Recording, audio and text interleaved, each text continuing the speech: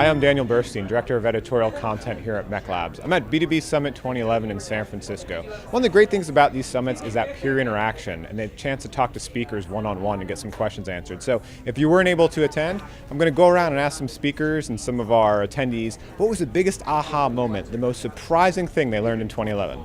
Let's go. The biggest aha moment is that people will still buy, even if they don't have the money to do it, they'll find it. It's out there. You just have to make sure that you're communicating, that you're making sure that the message that you're trying to send to people is there, that they're getting it, and then they're going to find the money. They're going to find the dollars. They'll build the business case around it, and they'll make it happen. And that was my biggest aha moment is it's not the economy that's stopping you from marketing and getting sales. It's your message. I think that social media is no longer a job, it's becoming a skill. It's not about one person in your organization being the social media guru wearing the black turtleneck. It's about distributing social media responsibilities across the entire enterprise and making social media part of a lot of people's job. That's really the path of success. It's hard for companies to get there, but that's what it's going to require. I think one of the most remarkable learnings this year is that people are finally waking up to the fact that optimization occurs on two levels. First of all, optimization of the lead capture process, which generally gets you more leads. But secondly, there's optimization of the lead management process, which improves the quality of the leads and allows you to achieve more revenue. I think the second thing I'm noticing is that people are understanding that optimization is not really a matter of seizing an opportunity. It's really a matter of recovering lost income. Business after business is bleeding. There are billions of dollars in losses being accumulated by businesses who are working with substandard funnel processes. And optimization is not something that we should think about when we have time. It's essential. Further, it's likely not something that's going to cost us money.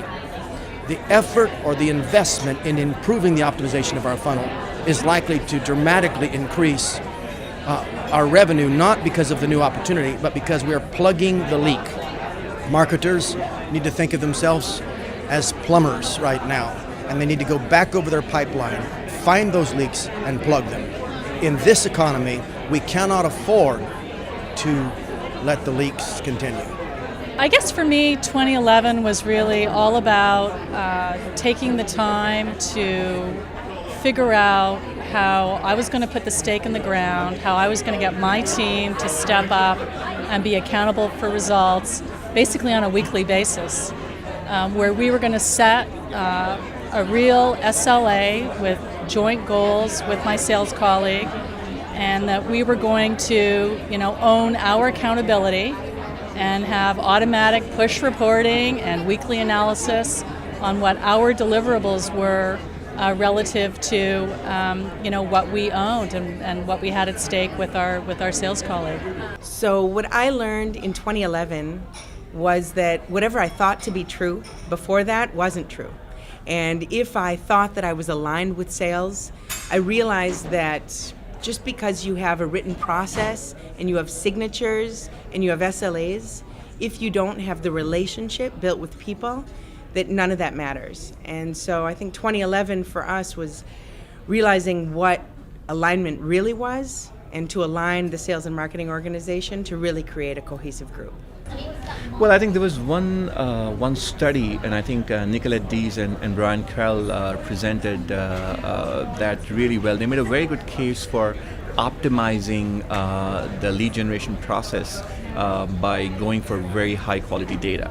And the big takeaway there for me was that working with so-called cost-effective or really low-cost lists could actually end up costing firms up to 2.5 to 3 times more than it would to pay more, but then stay targeted with the kind of leads that you want to be talking to. That to me was like, aha, that's a great takeaway, and a lot of good research that went into it. So the biggest aha moment I had this year is that marketing really is about leadership, and the purpose of a company is really to acquire customer relationship, and really the purpose of marketing is to help acquire and grow customer relationships. And I, as a marketer, and all the marketers here, really just see that they can be leaders in transforming their companies inside so that they can more effectively go outside to do that.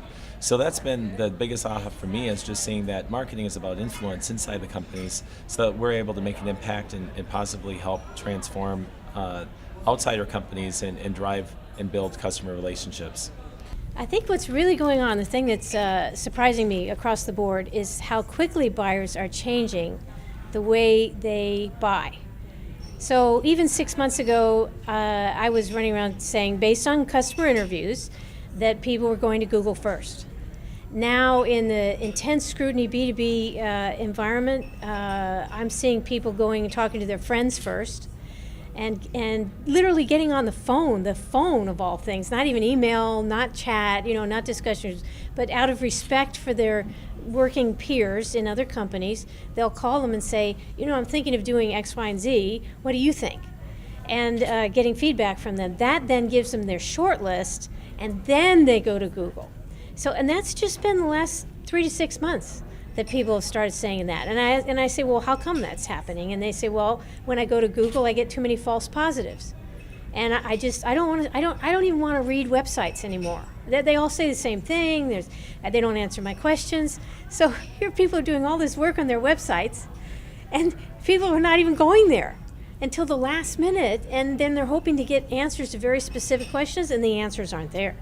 So we've got buyers that are looking for one thing, buying a certain way, and sellers who are not even close. Not even close. A huge aha moment came when I was at a different conference, and I told the gal I was talking to what I did. I told her I do demand gen, and she's like, well, what's demand gen? What's demand generation? What do you do? I'm like, well, I think for me, the way I like to think about it is like a liaison between sales and marketing.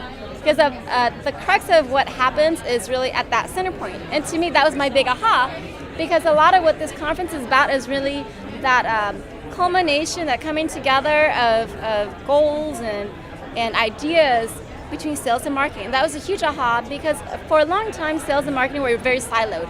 And sales did something, marketing did something, but even though we had the same intentions and the same goals, we didn't really come together to work on getting to that same goal. So that was a huge aha moment for me, to come here and to meet everybody who is part of that process.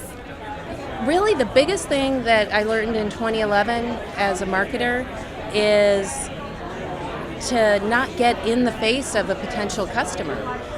Is really about taking that deep breath and engaging in a conversation and really meeting them where they are, and also understanding that by the time that they reach out to us, they've either made a decision already or they've narrowed it down. So they're much farther along in the buying process than previously what we've experienced. So I think that's the biggest takeaway, or the biggest thing I learned in 2011. The biggest thing I learned had nothing to do with test results, nothing to do with this button over this one, anything like that. It really was just that small companies, big companies, they really share the same problems. You'd be amazed at the large, huge companies that I work with that have terrible data, terrible metrics. Their email program doesn't connect to their landing pages. They can't track through the funnel. They can't tie any of that data back and forth. They have no behavioral or customer data on the back end. They have no idea how successful campaigns are and how to actually accurately measure these things to gauge improvement.